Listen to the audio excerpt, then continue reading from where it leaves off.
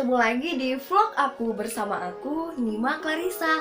Nah, masih sama seperti yang kemarin, aku akan jelasin sedikit pengalaman aku setelah mempelajari di mata kuliah pengelolaan sumber belajar. Nah, kali ini kita akan melanjutkannya kepada materi yang kelima, yaitu dengan judul Perpustakaan Sekolah dan Laboratorium Sekolah. Disimak ya video kali ini, jangan sampai ketinggalan. Bagian yang pertama, kita akan membahas mengenai perpustakaan sekolah.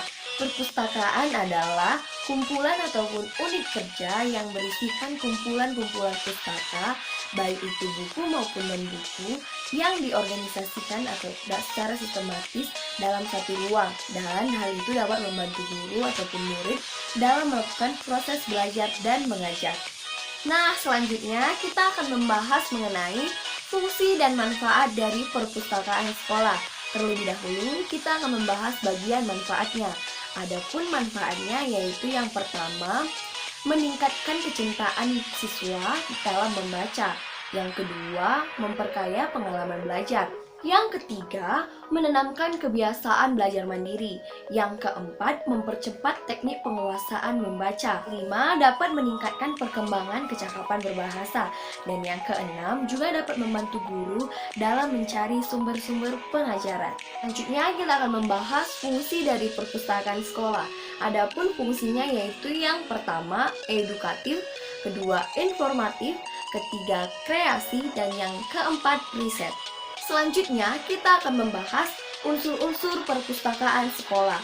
Dalam perpustakaan harus memperhatikan beberapa unsur, yaitu antara lain yang pertama yaitu unsur pendirian, yang kedua unsur fungsi pemrograman kerja yang dikerjakan, yang ketiga yaitu jumlah tenaga kerja yang dibutuhkan, yang keempat pengguna yang dilayani, yang kelima yaitu bahan-bahan pustaka baik itu perlengkapan maupun perabot, dan yang terakhir ataupun yang keenam yaitu anggaran biaya. Dan selanjutnya yaitu peranan dari perpustakaan sekolah. Adapun peranannya yaitu yang pertama adalah sebagai pusat informasi, kedua pusat inovasi, dan yang ketiga sebagai sumber belajar. Selanjutnya kita akan membahas mengenai laboratorium sekolah.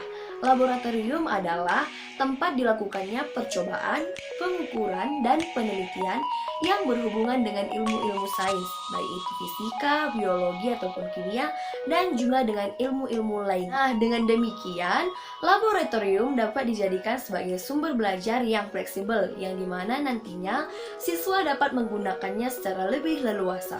Selanjutnya yaitu fungsi dan peranan dari laboratorium sekolah. Adapun fungsi dan peranannya yaitu sebagai sumber belajar, yang kedua sebagai metode pembelajaran, dan yang ketiga yaitu peranan dan pendidikan. Pembahasan yang terakhir yaitu mengenai macam-macam dari laboratorium sekolah. Ada dua macam, yaitu laboratorium pendidikan dan laboratorium riset. Nah, sekian dulu ya teman-teman, sedikit penjelasan ataupun pengalaman aku setelah mempelajari di mata kuliah pengelolaan sumber belajar di materi yang kelima, yaitu perpustakaan sekolah dan laboratorium sekolah.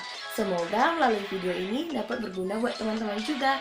Dan bila ada salah kata, saya minta maaf. Untuk mengakhirinya, saya ucapkan terima kasih.